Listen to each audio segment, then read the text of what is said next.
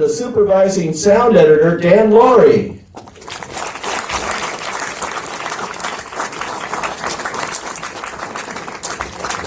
Here he comes. Welcome, Dan. All right. And please welcome the senior visual effects producer and co-producer, Jen Underdahl.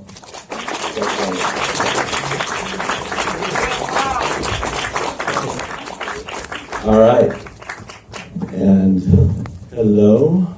All right. Hi. How are you? Okay. And please welcome the man of the music. Man, he has done so many great scores, including this one, Alan Silvestri.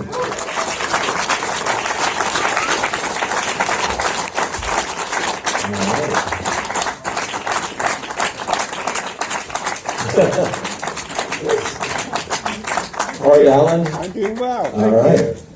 And please welcome the costume designer, Judianna Makovsky.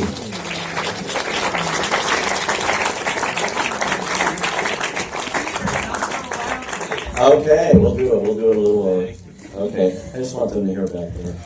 Hello. Hello. How are you? I'm good. And the casting director, Sarah Finn.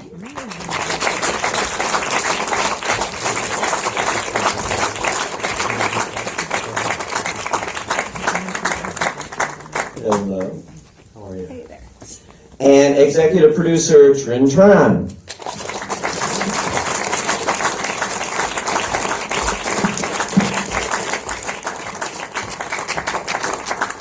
Hello. And let's see here. Okay, and now we have screenwriters, Stephen McFeely and Christopher Markus.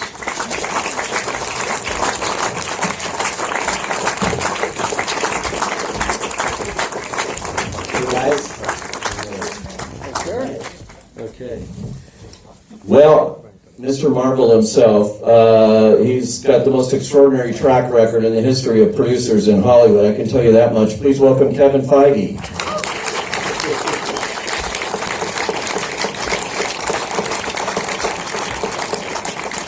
Thank you. They literally just arrived from Cleveland where they're making a film, and they just got out of their car here. So let's give a big hand to Anthony Russo and Joe Russo, the directors.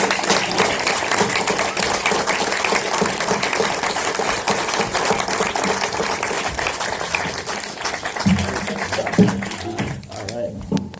Wow, we did it. Look at this panel. This is amazing. And when you see the credits are still rolling. It's an amazing lineup, and it obviously takes a village, guys, to do this. But congratulations, the highest grossing movie of all time. Wow. Pretty amazing. So now that you've come to the end of this is your fourth trip into the Marvel Cinematic Universe. This was very different, though. I expected it to be, part one and part two, sort of the ending here, and it's not. They're two standalone, separate movies. Was that always the intention from the start? Yeah, it was always the intention was to tell two distinct stories. We didn't want to feel like one movie, one long film that we had cut in half. There's a lot of characters too, and so you need that real estate in order to give enough time to each character's arc, and we're wrapping up 22 movies of storytelling. So we really, and when you look at both films, they're told very distinctly from different points of view. Infinity War is told from the point of view of the villain, and Endgame is told from the point of view of the heroes. That distinguishes each film as well. They have different tones. So we really did, from the beginning, set out to make them two different films. It was really kind of daring and risky to end Infinity War with the villain winning and, a happy ending for the villain. That never happens. What did you think? Did you think, oh my God, what have we done here? I mean, will the audience accept this? I don't think any of us thought that touring the theater, maybe the first screening. I don't even know that when we screened it prior to release that we had that kind of reaction. The premiere was a little chilling. Oh, sorry. The premiere was chilling. I will say the lack of applause. It turned out to be the positive, sad lack of applause, not the what have you done with your terrible film. We got a phone call from Mark Ruffalo the night it premiered, and he said he was in the theater with a hat on, and he was there with his son and about 5 of his friends. And he called me in a panic. He said, I've never seen anything like this. People stayed till 15 minutes after the movie ended. A guy got up and ripped his shirt off and started running around the theater screaming, why would you do this? He said, Joe, I had to get out of there, snuck out the back door. So it certainly it triggered a significant emotional response on the audience. Yeah, well, you guys have always done, really interesting takes. I mean, Captain America, and there you were going up for 70s thrillers and things. You were going way out of the zone here and always trying to up your game, I think, here. And it's fascinating to see the reaction to this movie. It's an emotional reaction when you see people in the theater. Kevin, can you talk a little bit about all the Marvel movies you've made and in coming to the end of this particular cycle of them, how emotional was that for you and for Marvel? It was amazingly emotional because we had been working on it, almost everybody on this panel, for years and years together. So on one side it was emotional that it was actually finished, and another way it was emotional that the audience responded to it above and beyond what we had hoped. Because when you're spending time, with about 10 people in a room with no windows for years, figuring out storylines, with the intention of evoking an emotional response from an audience, you don't know until you're there. And I've been telling people, I still find it, I still find it surreal that we're living in a reality right now where it's finished, it's done. As you point out, it's done quite well, and it worked. And now when we come to events like this, it's amazing to come out and talk with film goers, but really it's great to be back with the family. Yeah, and a family it is. This is 11 years on this particular cycle of films and 9 different franchises, as it were, everything coming together here. Let me ask the writers here, because it all starts with the writer in this business. And how did you guys develop this? How does it come out that you decided to do the movies this way? Well, we were the first to be locked into that windowless room. We sort of prepped it for everyone else. Well, when we literally put on a board every single character we had available to us from every single movie and from the comics who hadn't been used yet. And it was something like 70 or 80 characters. And just began going, I've never seen that person with that person. They have clashing personalities. That would be good. Those 2 people are green. We should try that. Literally from the stupidest to the most profound combination, and began building a story that way.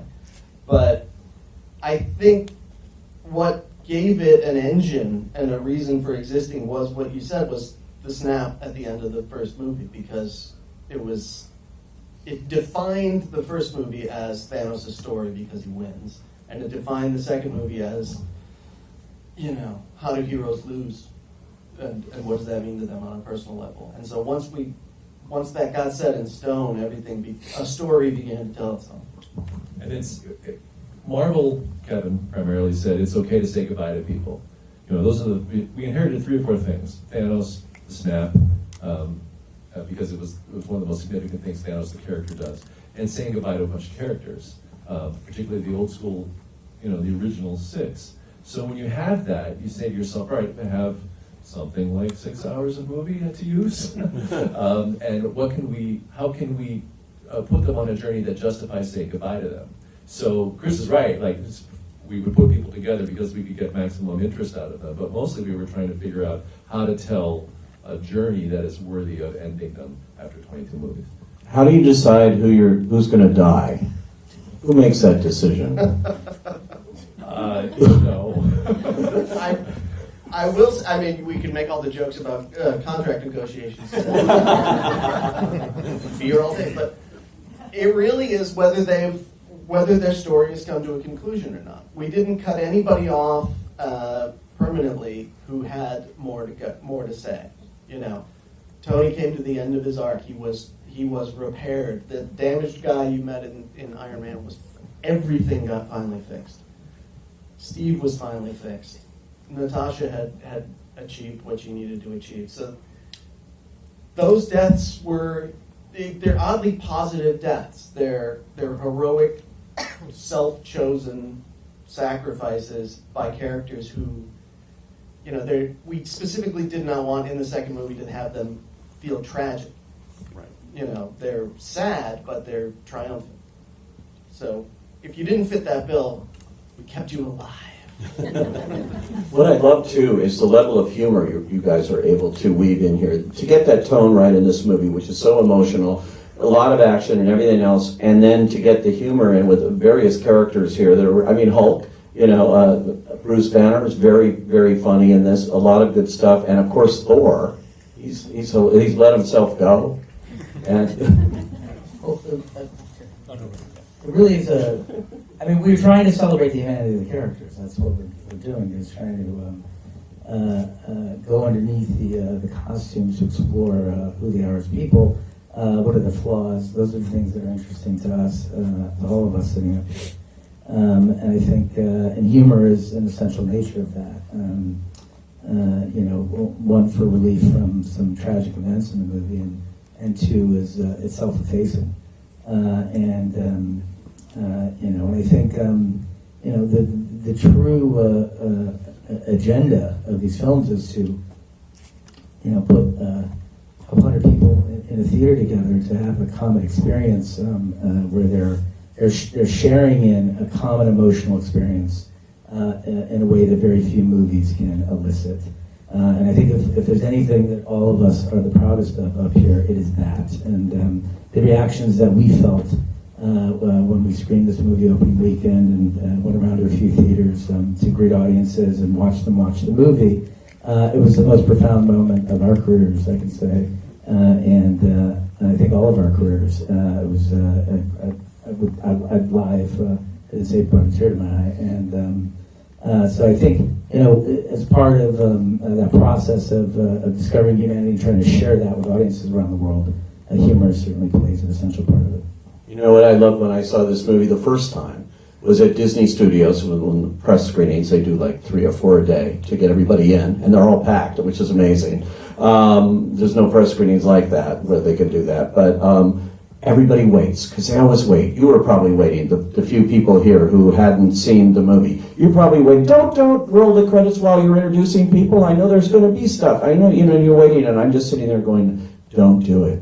Don't do it. Don't put anything at the end. It's such a perfect ending. And you didn't. You were true to the story, which obviously, fans are going to sit and wait. It's good for them. They can read the credits, but we have a lot of talented people here whose names go by, but that was obviously, was there any talk that you were going to try to do anything, or this was the end?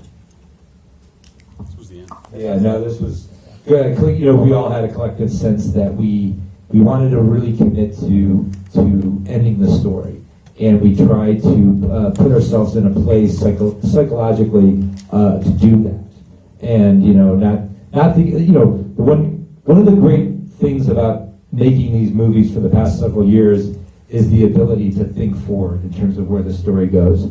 But I think the wonderful thing about making Endgame was that we didn't think forward at all. We were simply looking backwards. And I think that was very creatively liberating for all of us. And certainly the choice not to put a tag, just spoke to our commitment of ending the story. And the interesting trick that before you could see how it's going to play with an audience, 95% of this movie was already shot, because you did these two at the same time. So that's a risk in and of itself. And no matter what the reaction is going to be to the first film, you've already got this one in the can almost. That's right. Is that scary? I don't know if it was scary or it was just, it's a difficult question because you're so deep in the process when you're making these films. I think like Kevin alluded to it before, you make a movie, our job is to make a movie that excites us and surprises us and thrills us and challenges us. And if we've achieved that, then we've done all the work that we can do. At that point, you just put it out into the universe and sort of keep your fingers crossed that somebody else feels similarly. Well, it worked out nicely. Now, wonderfully talented people here that you work with. First of all, executive producer there, Trinh Tran. Can you talk about, you've worked with these guys on all these films, and what's it like now? Is it a little bittersweet now that this part of it's over, or? I literally was outside, and when I saw this everybody here. I thought we were making another movie. Not super excited, but it's just really nice to see everybody, and it is very bittersweet because we spent a good 4 years with this whole entire team, and it's just so emotional to see everybody, together again. So let's make another one. Aha. I think there's plenty of material in the Marvel universe to move in new directions. Although I did find it, no more Avengers. This is so, it's so sad. Sarah, I have to congratulate you. This cast is unbelievable. And Thank you. I think you said it will be in the Guinness Book of World Records or something like 40-something single title cards. There's a lot. Yeah, there's a lot of them. I think over 100 in the cast overall. Wow. So how do you approach an assignment like this, and in getting, it's working closely with the Russos, obviously, and how do you do this major kind of casting job? Well, luckily, I didn't have to do this in a normal casting period. I actually had about 12 years. So I don't think there would have been any other way, because each character, built a story going along. And I started on the first Iron Man, I think, back in 2006 when we first started on that one. So really, for me, it was always just about finding the absolute best person for the role that we were focused on. And then over time, those characters started to accumulate, and we started having to look forward maybe 2 or 3 movies and start to anticipate, well, what happens if these 2 characters are going to meet? I didn't know you guys got the whole range, but we started thinking about what would it be like for Star-Lord to meet Tony Stark, and for the new Spider-Man, and how would these characters relate. But honestly, I never, ever imagined I would be seeing them all together. And when I saw Endgame also, it was really emotional to see all of these characters together, and a real testament to the writers, to Kevin, to the Russos, for making it so seamless. All these characters had different backstories, had different personalities, but when you see them together, I think it feels like one movie. It feels like they always knew each other and always belonged together. It's so true, and when you see that scene, it's so emotional, that scene sending Tony off, and all of those people, and I love the way you shot it, with the camera sort of moving back to each set of characters there. And there's not a dry eye in the house when you look at that, but that approach of shooting that scene that way. I think it was the most expensive collection of extras that we've ever had. A couple of Oscar winners with no lines, standing around on a lawn waiting for us to shoot a very long one. It was an idea we had, I think, while we were a month into shooting or 2 into shooting. That was a day that had been demarcated and prepped for months. We had pushed it to the back of the shoot because we knew we had to coordinate all of these schedules, get everybody there. We went under the code word of Tony's wedding because we didn't want anyone knowing what they were showing up for, because obviously we don't want word getting out. So when they all got there and realized they were wearing dark outfits, I think they understood that this was going to go in a very different direction. But we're looking for a way cinematically to capture the narrative of 22 years of films, and all of the characters that audiences had come to love, and all these different franchises that have been woven together. And we thought, let's do it in one shot where we can sort of celebrate all of these characters and in one frame, and tell the story almost in a linear fashion of the Marvel Universe. You did that indeed. And Judianna Makovsky, wonderful costume designer here. Particular challenges here. You actually are designing costumes and then actually working very closely with the digital effects department here. Can you explain how that worked in here in doing this job? Well, I think more in the Marvel world, I have visual effects on speed dial. I mean, we speak every day. It is such a collaborative effort. I think people are surprised too that a lot of things that people think are digital are actually not digital, but helped a lot. A lot of things are practical that people actually think are not, which always surprises them. Yeah. And so you're working with Jen and her group, and Very closely. Yeah. yeah. I say we spoke and emailed many times a day, every day. Wow. Yeah, and I don't get that experience on other films. I would imagine on a character drama, yeah, you wouldn't be talking to the visual effects people.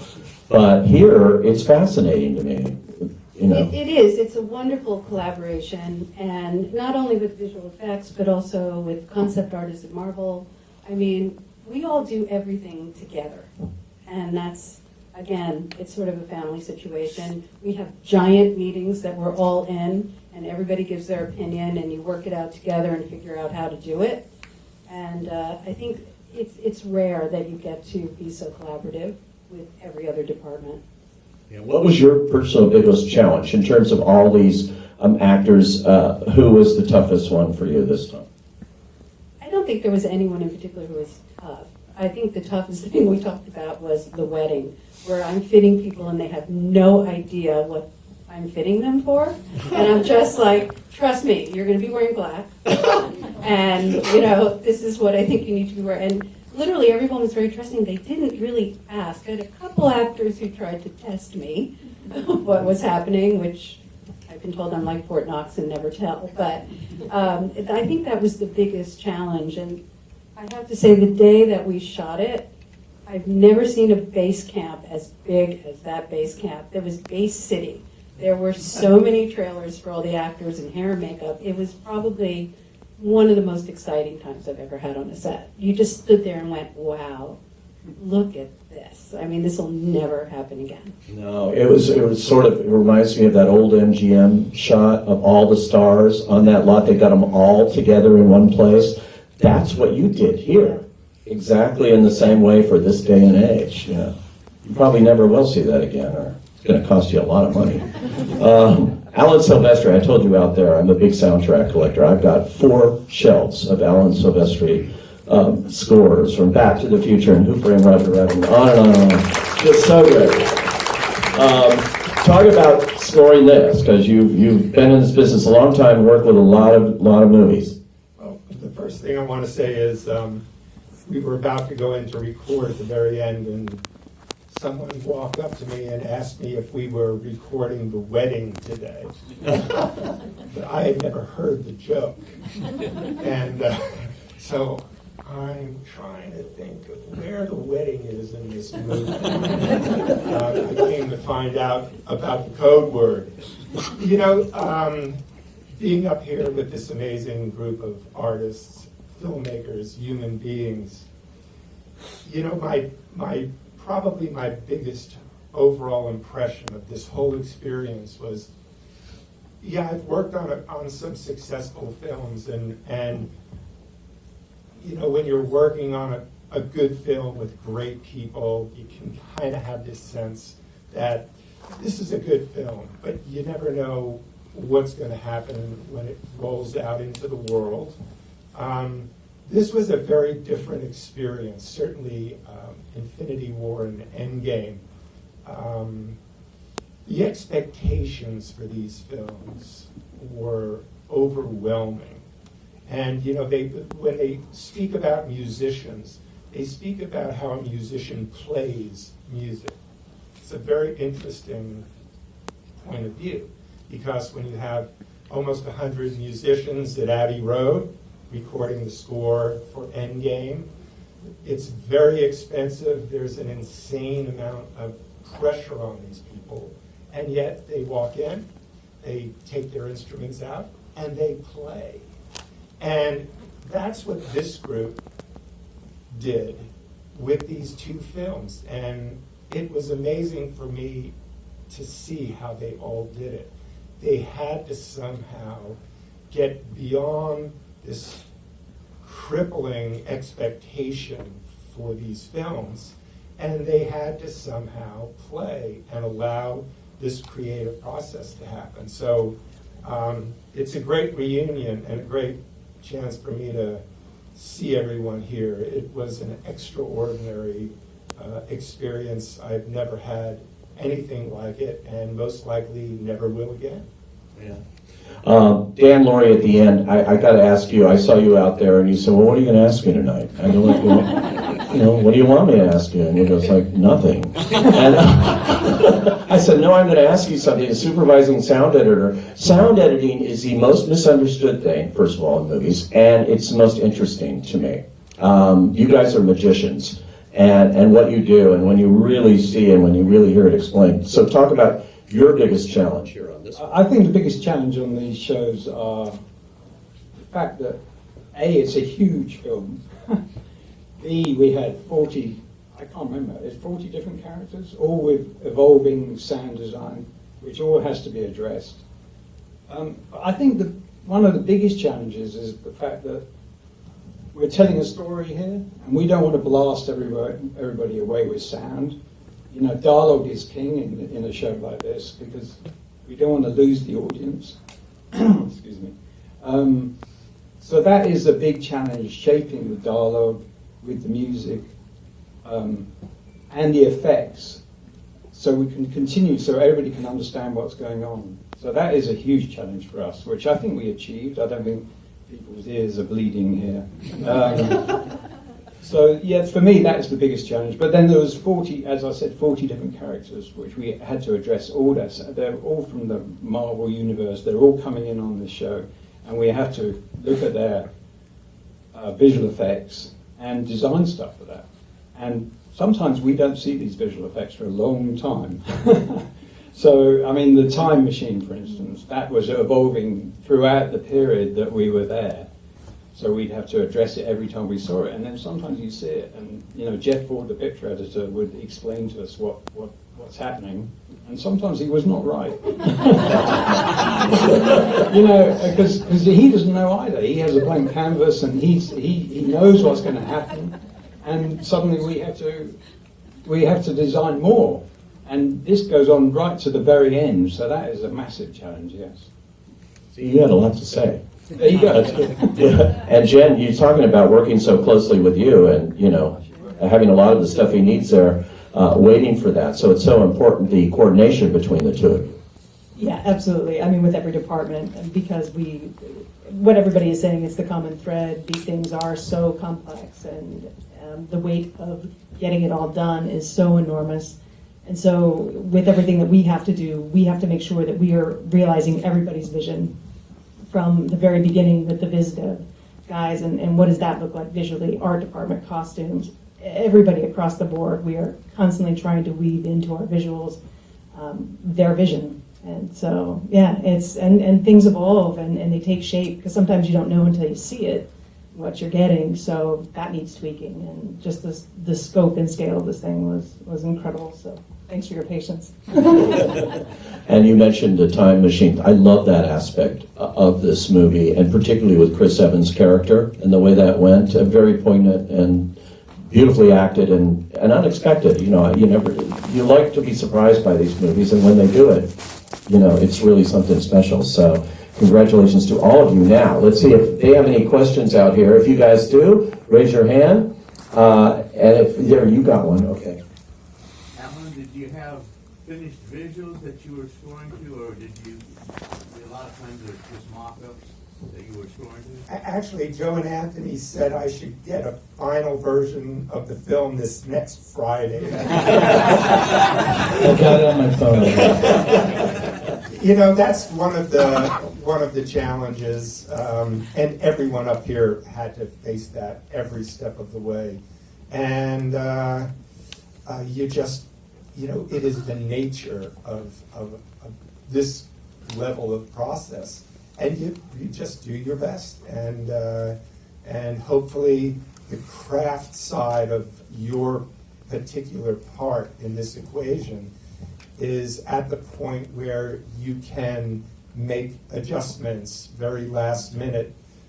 Sometimes you're on the scoring stage and something has to happen right now, not just a note, a new shot. So it's just the nature of it, and the answer is no. I didn't ever have an entire film. Pieces, and lots of pieces as time went on, were kind of in finished form, but you know, you just work with what you have. Okay, yeah. For the writers and the directors, when I know the encompassment of all the years that you spent on this project and everything, and you guys are sitting there at their premiere, and the portal scene comes with the Avengers Assemble line. What was that like for you guys? Because that's the pinnacle of what your work's done. Okay, so he's asking about sitting at the premiere and seeing the portal scene and the epitome of everything you've been doing, asking that to the writers here and the directing team, so. Well, we had, a number of people up here today had, I'll answer it not at the premiere. We went to the Village Theater in Westwood on opening, it was like Thursday, I think. So, and it's just a packed crowd of I think, diehard Marvel fans. And so, everything hit, like everything. They cried at the right times, they cheered at the right times, they panicked at the right times. It was amazing. So when we got to that scene and you hit it, it's sort of like, in many ways, the center of 22 movies. You know, people are freaking the hell out. And all this pent-up emotion is coming out because one of the magic tricks of that third act is that Hulk has snapped already. And it probably worked because the phone rang and there are birds in the patio, right? But you forget because Thanos came in and just clocked everybody, and 20 minutes of action have gone by, and so you sort of forgot that the cavalry's coming.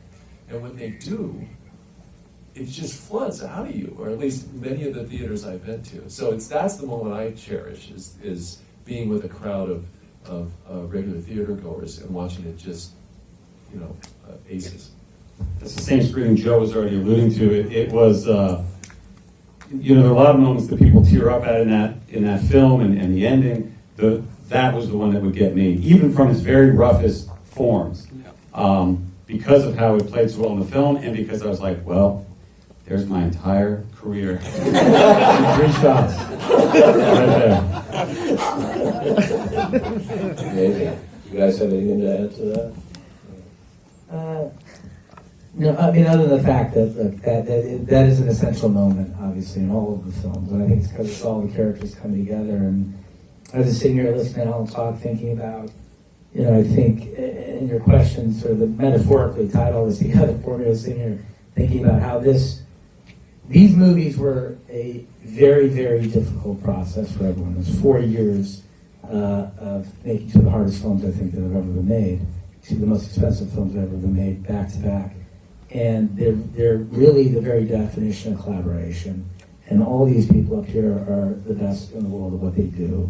And to have the opportunity to work with them, you were talking about the box office earlier, I don't know that we look at that as a signifier of economic success. I think we look at that as a signifier of emotional success, the fact that we reached audiences and brought audiences together from around the world in a way that very few films in cinema history have.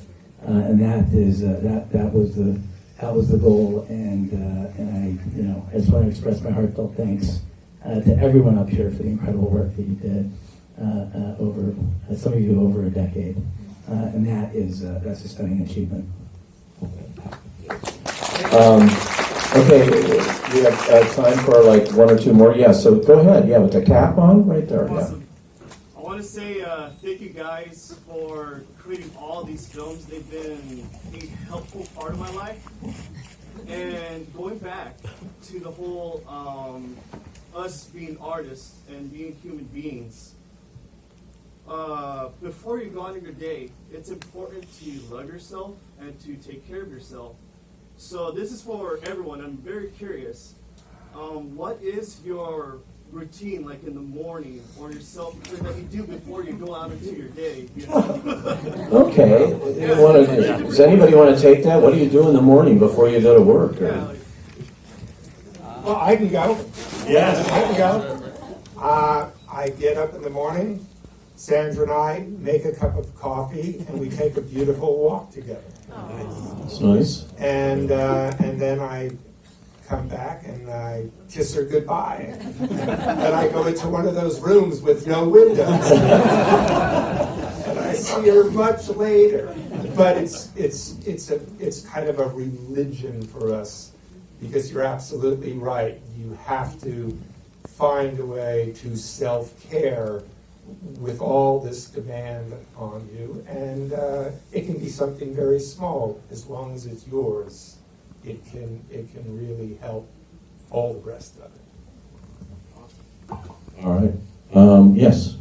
So with all these films, and it's not in the Marvel Cinematic Universe on film, but now there's going to be upcoming theme park attractions like Avengers Campus, a Disney Adventure. How are you going to be involved with that? And what are your thoughts about your creations from the film transforming to something in the physical world for guests and people to experience? So talking about the future of Avengers in different kind of forms here.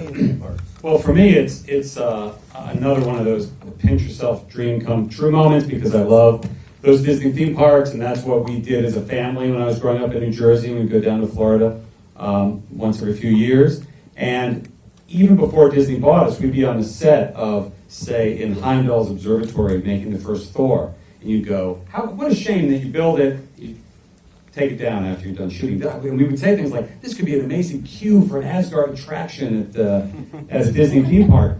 Cut to, a few months later, and suddenly Disney has purchased us. So for years, that's been the dream, and it's happened a little bit in Hong Kong, it's happened at DCA with Mission Breakout, and now, as you point out, with Avengers Campus. So for a lot of us, and for a lot of our cast members who are big Disney theme park nerds, it's yet another, I can't believe this is actually happening, moment. Okay, anybody else? Yeah, way in the back. Yeah. Quick question for Alan. I love the Back to the Future time machine kind of connection, so I wanted to, how you felt about that, and I was said like Paul Rudd's line of Back to the Future. Yeah, good question. Yeah.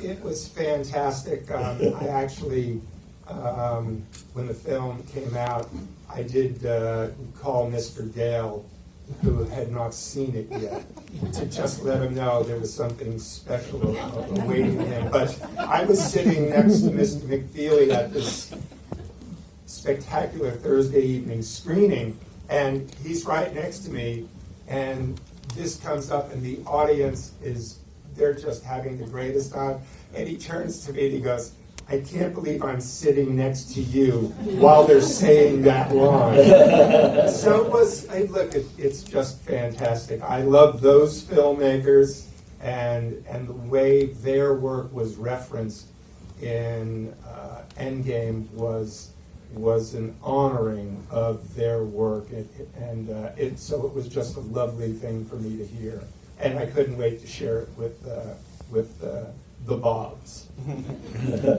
Very cool. Okay, one or two more. Yeah, yes, go ahead. So this question is for the writers and also Kevin Feige. With all these characters on screen, all these wonderful Marvel characters, and them being like having the rights to multiple characters in different places, where do you start in like bringing everybody together?